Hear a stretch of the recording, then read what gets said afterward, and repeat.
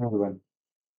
So, right now with another interesting topic, especially for the data engineers, we may need to set up things very quickly for data engineering activities. Um, so one of the thing is called Spark, right? So most of us we are pretty much familiar with this terminology, and so it requires Spark installation. Sometimes it's not straightforward when you go for installation, and moreover, it's not easy in Windows. Um, it has some quite steps to set up things in Windows and other things. So that's why the Docker Spark setup is very crucial. In this video, I'm going to talk about, I'm going to show or I'll walk through the steps which something which I did for my own projects. For that, I mean, the project is something which is I want to access this Spark from Jupyter Notebook. I want to execute few code. I want to use Spark um, performance from the Jupyter Notebook. Um, so that's where I thought that setup is we need to set up the machines and Spark things to connect from Jupyter Notebook. So I wrote this article. Uh, so I have provided all the list of steps. It's like documentation for me to you know to set up the Dockers, set up Spark, and how to access the Spark from Jupyter. So I provided each steps in detail.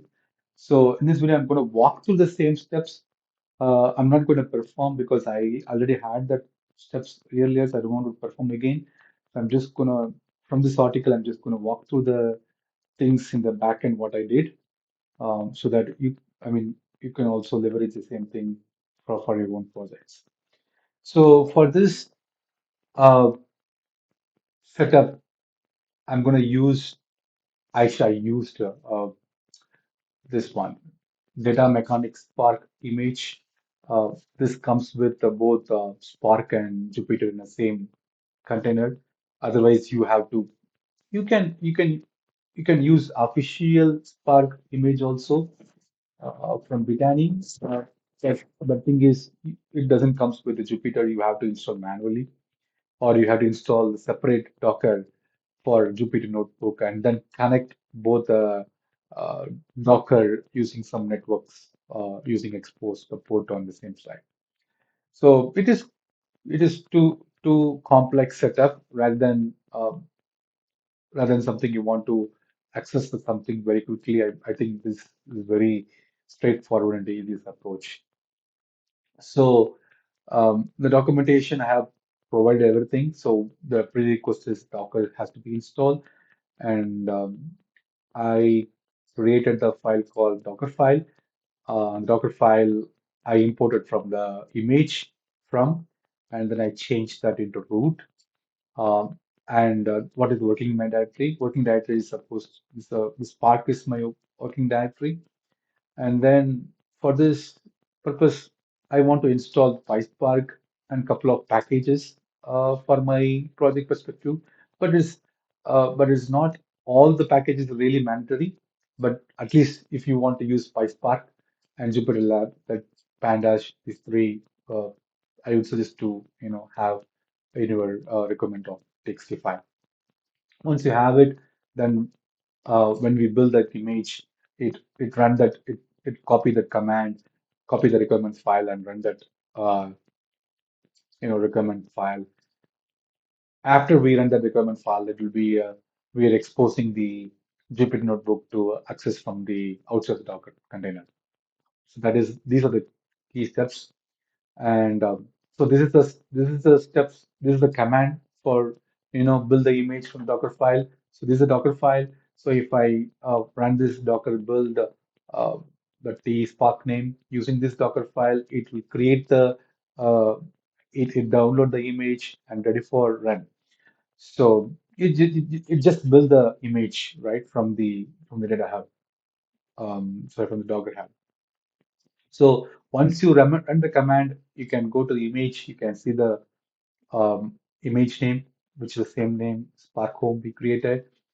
And then as a next step, we can run the Docker container, right? So using this command,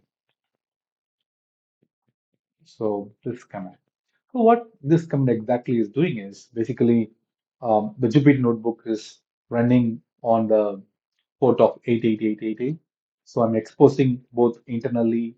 I'm just, exposing the 88 port from Docker to outside of the Docker to connect from my local browser to the Docker uh, machine, right? So that is the reason we need to provide the port number. And then the 4040 port is something is for Spark perspective. Spark generally, when you submit the jobs, the driver node will take care of all the stuff, the things. So in this article, also um, if you want to know more about the Spark architecture, I guess, yeah, this is something I also written about the Spark architecture execution at high level. You can take a look on it. Um, but but just for sake, you want to expose the 4040 port also to see the Spark jobs in UI, so that we can monitor or we can debug the code in Spark UI. So that goes back to the shell command. So once you run that Docker command, we can go to container, and this will create. And so if you click on this, this will take you to logs. In these logs, you can scroll up. You can get the link for your Jupyter notebook. So basically, um, because as I mentioned in the beginning of the video, this image contains both Spark and Jupyter Notebook internally. So as soon as you run the Docker, it will it will start the Spark. Also, it will start the um, Jupyter Notebook in the backend. So I just need to here, and I have the code already in my place. Um, so yeah, so we can just check print hello is working or not. It's working, and then the simple Spark code, which I'm just creating a Spark session build app name. This is a Spark session context, and I'm just running some small command. Um, it's just a range of um, code. So it's returned some data. If I want to see this data, so we expose the 4040 port to go there, and it will show us the current execution jobs, which is ran, right?